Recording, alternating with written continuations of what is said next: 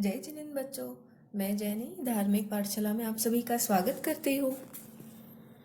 आज बारी है कंठस्थ विभाग की, जिसमें हम जानेंगे लोगस्य के पाठ के बारे में। लोगस्य के पाठ का दूसरा नाम है चतुर्विंशति स्तव सूत्र और उसको 24 का पाठ भी कहते हैं। तो चलिए जानते हैं लोगस्य का पाठ। उसका मूल कुछ इस तरह है।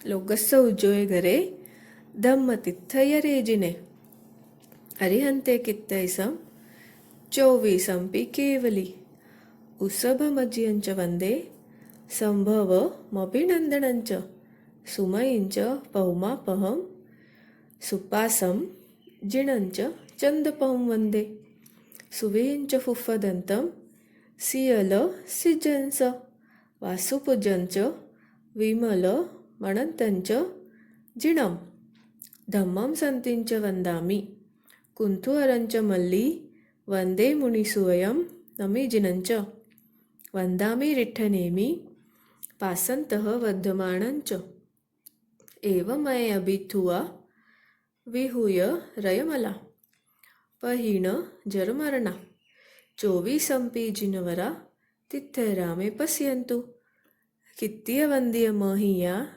जे ए लोगस उत्तमा सिद्धा आरुग्य बोहि लाभं समाहिवर मुत्तमं दिन्तु चंदेसु निम्मलैरा ऐचेसु अह्यं पयासैरा सागरवर गंभीरा सिद्धा सिद्धिं मम दिसन्तु।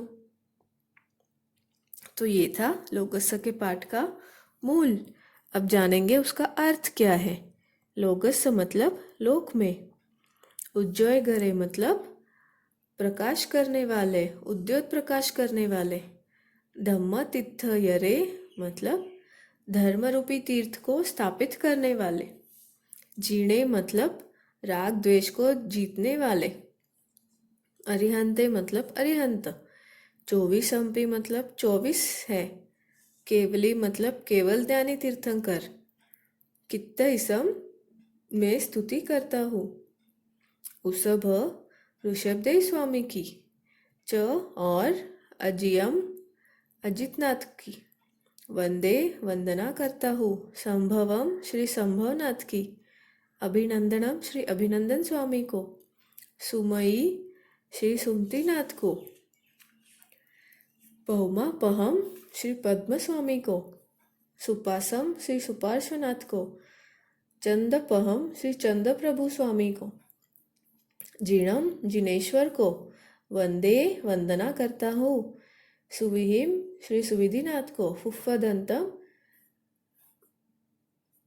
पुष्पदंत सुविधिनाथ का दूसरा नाम है, सियल श्री शीतलनाथ जी को, सिजंस श्रेयांसनाथ जी को, वासुपूज्य मतलब श्री वासुपूज्य स्वामी को, विमलम श्री विमलनाथ को, अनंतम श्री अनंतनाथ को, जिन राग द्वेष को जीतने वाले जिन, धम्म श्री धर्मनाथ को, संति श्री शांतिनाथ को, वंदामी वंदना करता हूँ, कुंथु श्री कुंथुनाथ को, अरम श्री अरनाथ को, मल्ली श्री मल्लीनाथ को, वंदे वंदना करता हूँ, मुनि सुवयम श्री मुनि सुव्रत स्वामी को, नमी जिनम श्री नमीनाथ स्वामी को, रिट्ठनेमि अरिष्टनेमि को, पासम श्री पार्श्वनाथ को, तह तथा वर्धमानम श्री वर्धमान स्वामी को, महावीर स्वामी को,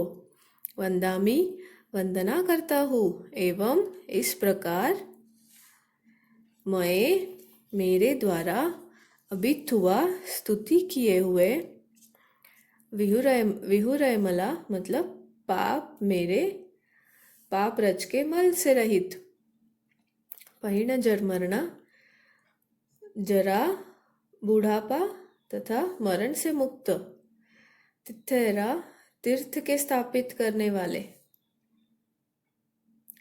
24 इन 24 जिनवरा जिनेश्वर देव मैं मतलब मुझ पर, पसियंतु प्रसन्न हो, कित्तीय वाणी से कीर्तन किए हुए। वंदियम काया से वंदना किए हुए। महिया मन से पूजा किया हुआ। जे मतलब जो, लोगस मतलब लोक में, सिद्धा मतलब सिद्ध भगवान है। ए वे, ए मतलब वे। आरोग्य बोहिलाभम मतलब आरोग्य अर्थात मोक्ष के लिए सम्यकत्वा का लाभ। समाहि वरमुत्तमम सर्वोत्कृष्ट भाव समाधि को। दिंतु देवे। चंदेसु चंद्रमाओं से भी। निर्मलैरा विशेष निर्मल। ऐचेसु मतलब सूर्यों से भी। अह्यम मतलब अधिक। पयासैरा मतलब प्रकाश करने वाले। सागर वर गंभीरा मतलब महासमुद्र के समान गंभीर। सिद्धा मतलब सिद्ध भगवान। मम मुझको। सिद्धि मतलब मोक्ष। दिसंतु मतलब देवे। इसका देखा बच्चों, ये इसका लोगस का मतलब अर्थ है तीर्थंकर की स्तुति। लोगस के पाठ को और क्या कहते हैं? तीर्थंकर की स्तुति। तो जानिए, चलिए इसका जानते हैं भावार्थ क्या है। ऊर्ध्वलोक, अधोलोक, तीर्थलोक, इन तीनों लोकों में धर्म का प्रकाश फैलाने वाले, प्रकाश उद्योत करने वाले, धर्म की स्थापना करने वाले और राग द्वेष आदि अंतरंग शत्रुओं पर विजय पाने वाले 24 केवल ज्ञानी तीर्थंकरों की मैं स्तुति करता हूँ। सर्वश्री ऋषभ देव जी, अजित नाथ जी, संभव नाथ जी, अभिनंदन जी, सुमति नाथ जी, पद्म प्रभु जी, सुपार्श्वनाथ जी, चंद्र प्रभु जी, सुविधिनाथ जी, शीतल नाथ जी, श्रेयांश नाथ जी, वासुपूज्य जी, विमल नाथ जी, अनंतनाथ जी, धर्मनाथ जी, शांतिनाथ जी, कुंथुनाथ जी, अरहनाथ जी, मल्लीनाथ जी, मुनि सुव्रत जी, नमीनाथ जी, अरिष्टनेमी जी, पार्श्वनाथ जी और महावीर स्वामी जी की, इन 24 जिनेश्वरों की मैं स्तुति करता हूँ और इन्हें मैं वंदना नमस्कार करता हूँ। इस प्रकार से मैंने जिनकी स्तुति की है, जो कर्म बल से रहित है, जो जन्म मरण से मुक्त है, जो तीर्थ के स्थापना करने वाले हैं, वे 24 जिनेश्वर मुझ पर प्रसन्न होवे।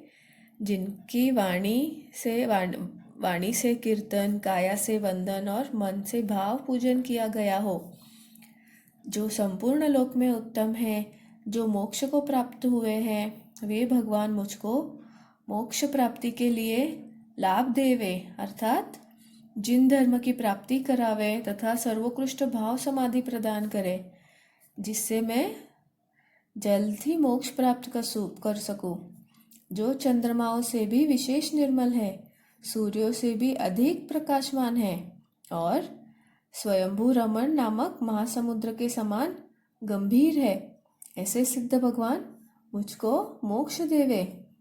यद्यपि राग द्वेष रहित होने से भगवान ने किसी पर प्रसन्न होते हैं, ना कुछ देते ही है, पर उनका ध्यान करने से चित्त ध्यान शुद्धि द्वारा अच्छा फल प्राप्ति होती है।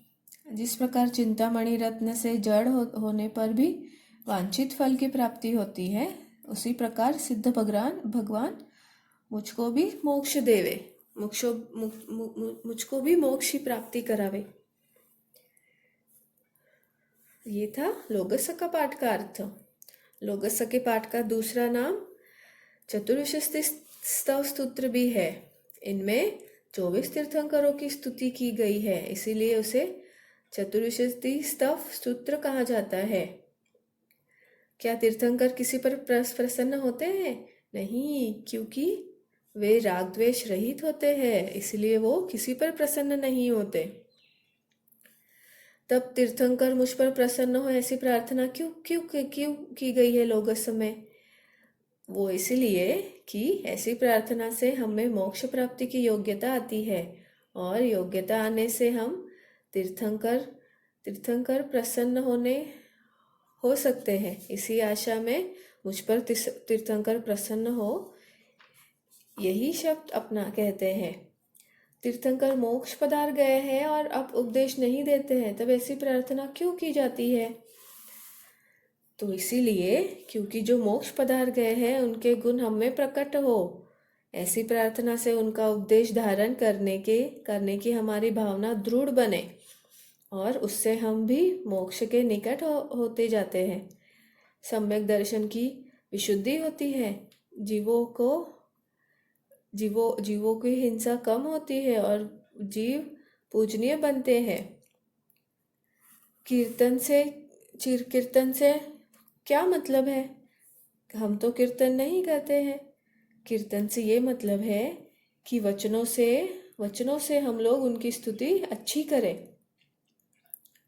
वंदन से क्या मतलब है? वंदन मतलब शरीर के पांचों अंगों को झुकाकर हम उन्हें वंदना नमस्कार करें। जो हमारे 24 तीर्थंकर हैं, जो मोक्ष प्राप्त कर चुके हैं, उन्हें हम वंदना नमस्कार करें सविधि। पूजन से क्या मतलब है? पूजन से मतलब है कि हम अपने हृदय से उनकी अचित फूलों से पूजा करें, मन में उनकी स्थापना करें। अब पूछो, आप लोगस्य में कीर्तन वंदन से क्या लाभ होता है? कीर्तन एवं वंदन करने से हमारा ज्ञान बढ़ता है, श्रद्धा बढ़ती है, नए पाप कर्म उदय नहीं होते हैं, नहीं बनते हैं, पुण्य का बंध होता है और पुराने पाप घट जाते हैं। तीर्थंकर को ऐसी उपमा क्यों दी गई है कि चंद्रमाओं से भी अधिक निर्मल होते हैं? क्योंकि चंद्रमाओं में कुछ कलंक दिखाई देते हैं, परंतु तीर्थंकर में 4 घनघाती रूप कर्म कलंक नहीं होते हैं, इसीलिए उन्हें चंद्रमाओं से अधिक निर्मल बताया गया है। तीर्थंकरों को सूर्य से अधिक प्रकाश कैसे करते हैं तीर्थंकर? सूर्य से भी अधिक प्रकाश, सूर्य तो सबसे उत्तेजित होता है,